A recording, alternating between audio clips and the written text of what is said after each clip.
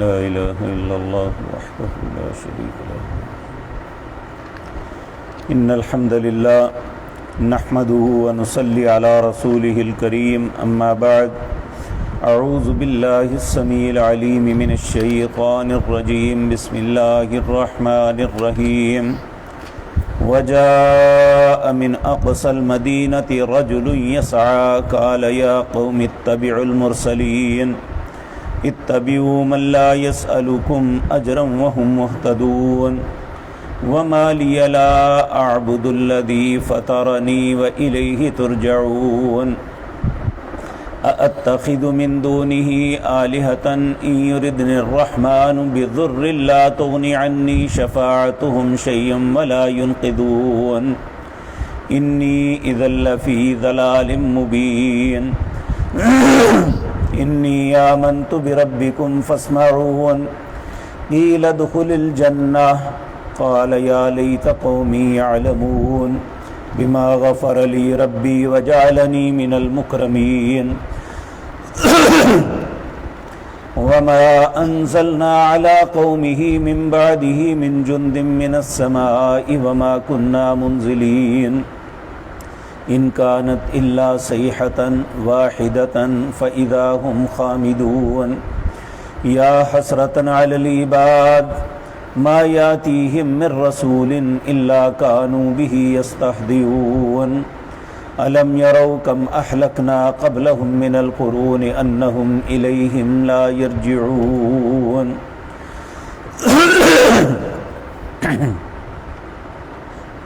حضرات محترم، گزشتہ آیات میں ہم یہ بات پڑھ آئے ہیں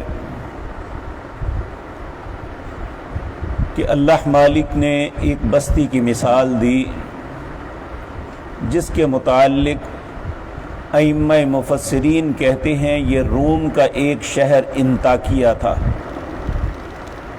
جہاں اللہ نے اپنے 2 رسولوں کو بھیجا. انہوں نے اسے جھٹلا دیا. فعززنا بثالث، اللہ نے ان دونوں کی مدد کے لیے ایک تیسرا نبی بھی بھیجا. انہوں نے قوم کے لوگوں کو کہا انا الیکم مرسلون، ہم تمہاری طرف رسول بھیجے گئے ہیں. تو انہوں نے رسولوں کی بات ماننے کے بجائے ان کی مخالفت کی ٹھان لی. اور یہ کسی قوم یا کسی فرد کی بہت بڑی بدقسمتی ہے کہ اس کے سامنے واضح دلائل لے کے اللہ کے رسول آئیں یا اللہ کے رسول کی بات لے کے کوئی داعی آئے،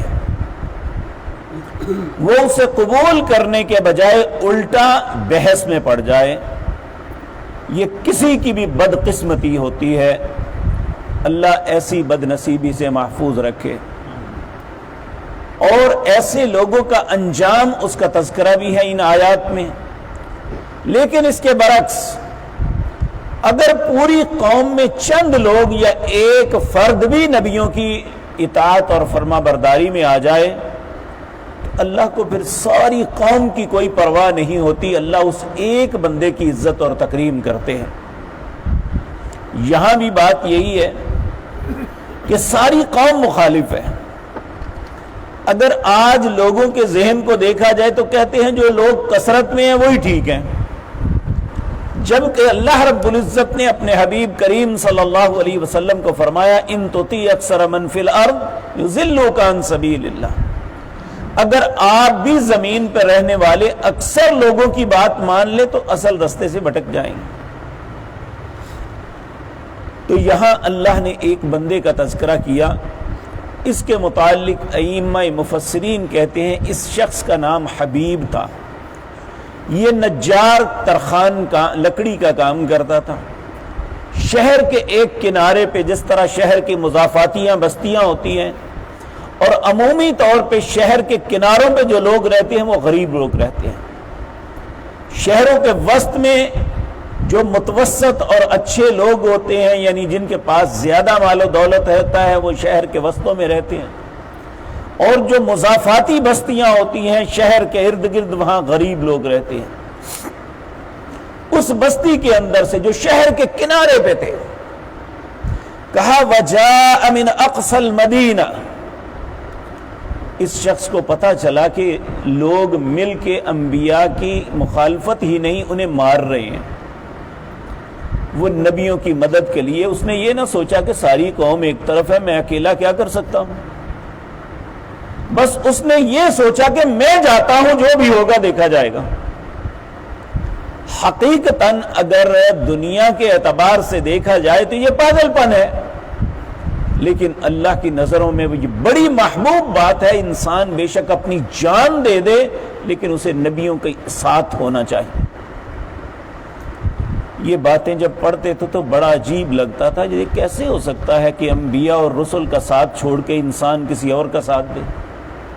لیکن آج بھی آپ دیکھ لیں کہ لوگ اپنے سیاسی اور مذہبی پیشواؤں کو اللہ اور اس کے رسول کی بات کو جھٹلا دیتے ہیں، لیکن اپنے مذہبی اور سیاسی پیشواؤں کی بات کو نہیں جھٹلاتے، ان کی ہر حالت میں حمایت کرتے۔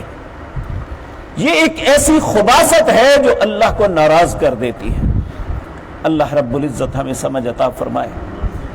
اللہ فرماتے ہیں وجاء من اقصى المدینہ، شہر کے کنارے سے وہ شخص آیا، رجلاً ایک بندہ، یسعى بھاگتا ہوا، قال یا قوم اتبعوا المرسلین، اپنی قوم کے لوگوں کو کہنے لگا رسولوں کی اتباع کرو، ان کی مخالفت اچھی نہیں، ان کے ساتھ مخاصمت نہ کرو، ان کے ساتھ لڑائی جھگڑا نہ کرو، انہیں نہ ستاؤ، اتبعوا المرسلین، ان رسولوں کی اتباع کرو۔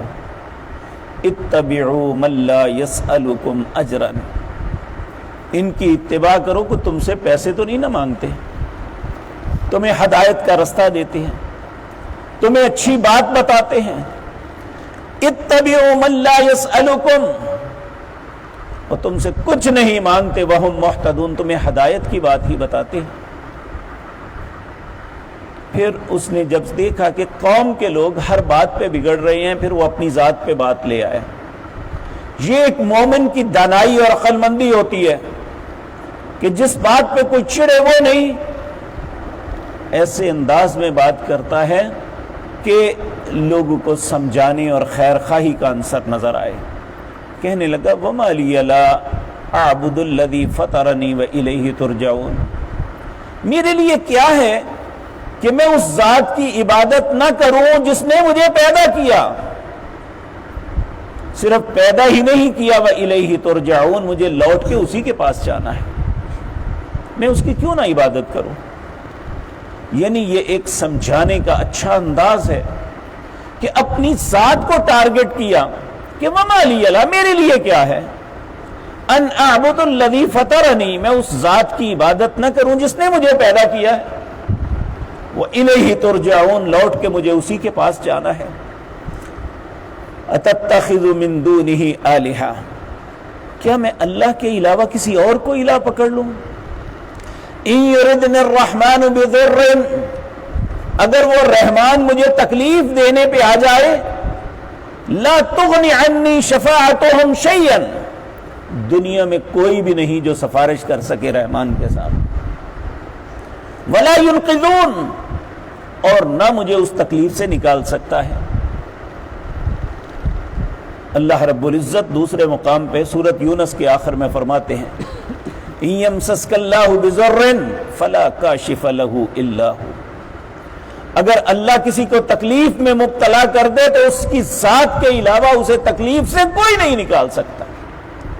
وَإِن يُرِدْكَ بِخَيْرٍ فَلَا رَادَّ لِفَضْلِهِ، اگر اللہ کسی کو بھلائی دینا چاہے تو اللہ کی بھلائی کو کوئی دنیا کی طاقت نہیں روک سکتے۔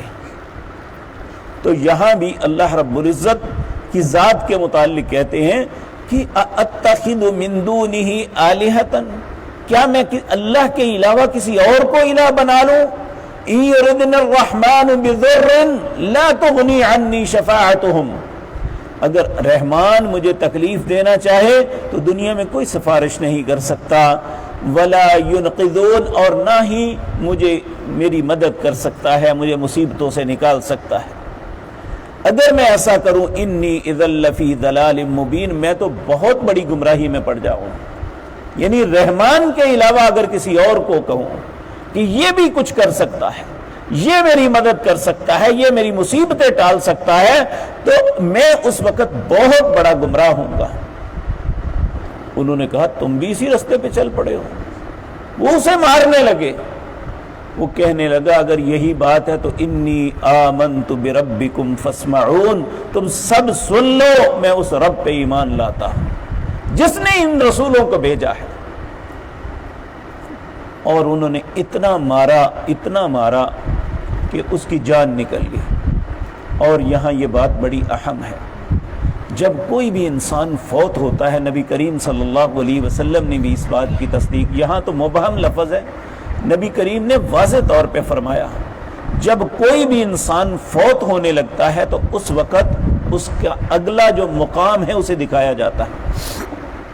اسی لیے مومن آدمی جب اسے اس کا اچھا مقام دکھایا جاتا ہے تو اس کے چہرے پہ مسکراہٹ چھا جاتی ہے، ایک اطمینان آ جاتا ہے۔ اور اس کے برعکس جو شخص مومن نہیں ہے، نفاق ہے، کفر ہے، اللہ اور اس کے رسول کی نافرمانی میں زندگی گزری، جب اس کا مقام یعنی جہنم اسے دکھائی جاتی ہے تو خوف سے اس کا چہرہ بگڑ جاتا ہے۔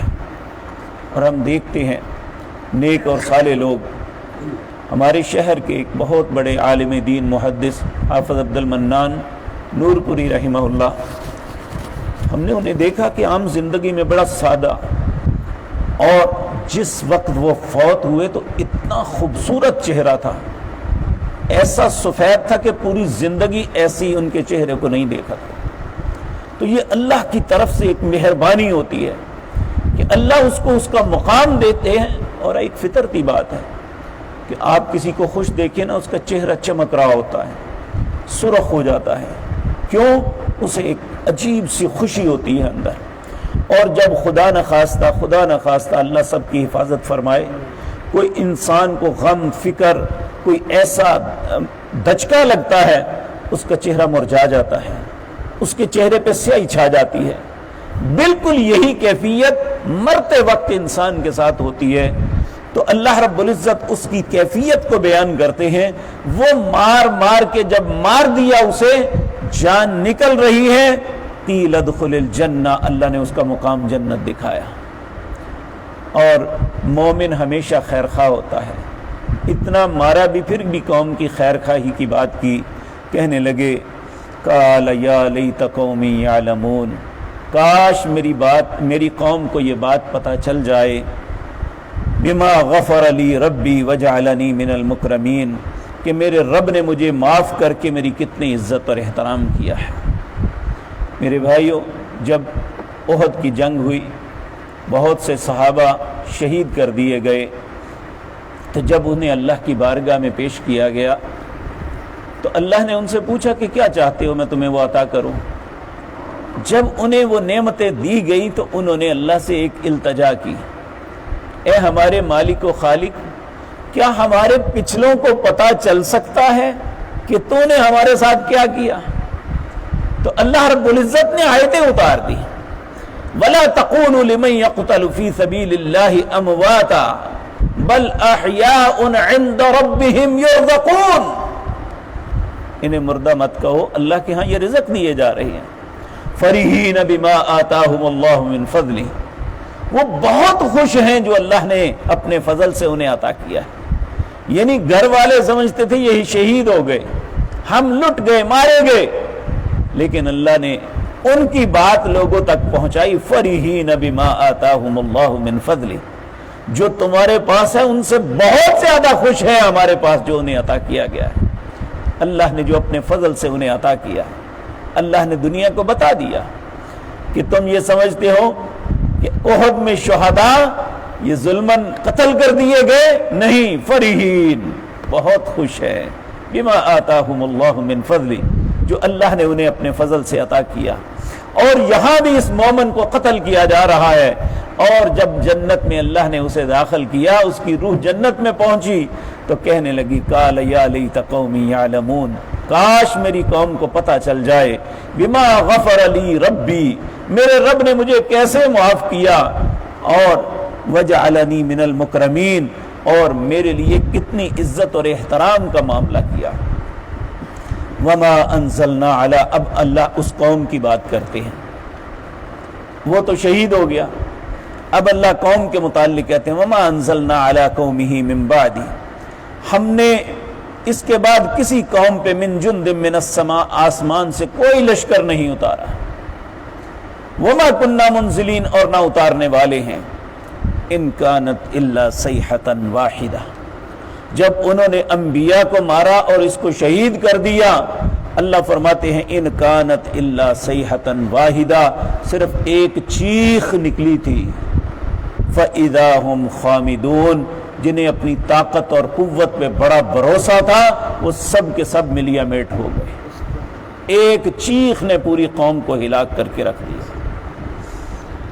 یا حسرتنا علی العباد، اب اللہ رب العزت فرما رہے ہیں مجھے اپنے بندوں پہ بڑا افسوس ہے، حسرت ہے. ما یاتی من رسول، جب بھی ان کے پاس کوئی رسول آتا ہے، الا کانوا بہ یستہزئون، یہ ہمیشہ رسولوں کا مذاق اڑاتے ہیں. انسانوں کو اس بات پہ شرم ہی نہیں آتی. اور آج بھی یہ ہے کہ بہت سے لوگ دین کے نام پہ رسول اللہ صلی اللہ علیہ وسلم کی سنتوں کا مذاق اڑاتے ہیں. کیا آپ نے دیکھا نہیں داڑھی کا مذاق نہیں اڑایا جاتا؟ اگر کوئی کپڑا ٹخنوں سے اوپر رکھے تو اس کا مذاق نہیں اڑایا جاتا؟ کیا رسول اللہ صلی اللہ علیہ وسلم کی سنت، نماز کے اندر جو طریقہ کار رسول اللہ کا تھا، کیا اس کا مذاق نہیں اڑایا جاتا؟ جس طرح رسولوں کی زندگی میں ان کا مذاق اڑایا جاتا، اسی طرح رسولوں کی زندگی کے بعد بھی بعض بد نصیب رسولوں کے طریقے کا مذاق اڑاتے ہیں اور اپنے آپ کو بڑا سمجھتے ہیں کہ ہم بڑے عقل مند ہیں، ہم بڑے اچھے ہیں. اللہ فرماتے ہیں یا حسرتنا علی العباد، افسوس ہے مجھے اپنے بندوں پہ. ما یاتیہم من رسول، ان کے پاس جب بھی ہمارا کوئی بھیجا ہوا رسول آیا، الا کانوا بہ یستہزئون، مگر انہوں نے ہمیشہ اس کا مذاق اڑایا. الم یروا کم اہلکنا قبلہم من القرون انہم الیہم لا یرجعون، کیا تم نہیں دیکھتے کتنے ہی زمانے کے لوگوں کو ہم نے ہلاک کر دیا، انہم الیہم لا یرجعون، ان میں کوئی بھی لوٹ کے تمہارے پاس آیا ہے؟ جتنے لوگوں کو اللہ نے ہلاک کیا بتاؤ تو صحیح، کوئی ایک بھی لوٹ کے واپس آیا ہے؟ جو کہتے تھے ہم بڑے طاقتور ہیں، ہمارا کچھ بگاڑ نہیں سکتے، ہم ایسے کر دیں گے فلاں، کیا جب اللہ نے انہیں ہلاک کر دیا کوئی واپس آ سکتا ہے؟